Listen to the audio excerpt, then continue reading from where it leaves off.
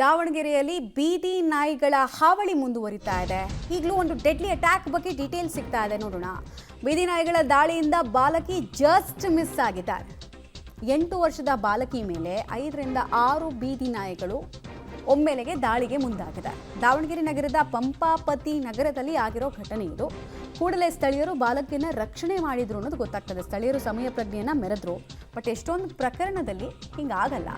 ಬೀದಿ ನಾಯಿಗಳ ಬಾಯಿಂದ ಬಾಲಕಿ ಜಸ್ಟ್ ಮಿಸ್ ಆಗಿದ್ದಾರೆ. ಇಲ್ಲಾಂದ್ರೆ ನಾವು ಇತ್ತೀಚೆಗಂತೂ ಬೆಂಗಳೂರಿನಲ್ಲಿ ಈ ಥರದ್ದು ಭಯ ಬೀಳಿಸೋ CCTV ದೃಶ್ಯ ಸಿಕ್ತು.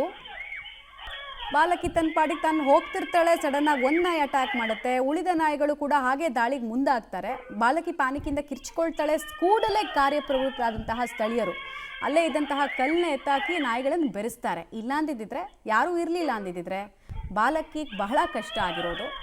ಬೆಂಗಳೂರಿನ ಘಟನೆಗಳು ನಿಮಗೆ ನೆನಪಿರಬಹುದು. ಬಟ್ ಸಂತಾನ ಶಕ್ತಿ ಹರಣ ಚಿಕಿತ್ಸೆಗಳು ಸರಿಯಾಗಿ ಆಗದೇ ಇರೋ ಪರಿಣಾಮ ಈ ರೀತಿ ಎಲ್ಲಂದರಲ್ಲಿ ನಾಯಿಗಳ ಸಂತಾನ ಬೆಳೀತಾ ಇದೆ. ಅವಕ್ಕೆ ಸರಿಯಾದ ಟೈಮ್ಗೆ ಊಟ ಸಿಗಲ್ಲ, ಅಗ್ರೆಸಿವ್ ಆಗ್ತವೆ, ABC ಟ್ರೀಟ್ಮೆಂಟ್ ಆಗಲ್ಲ.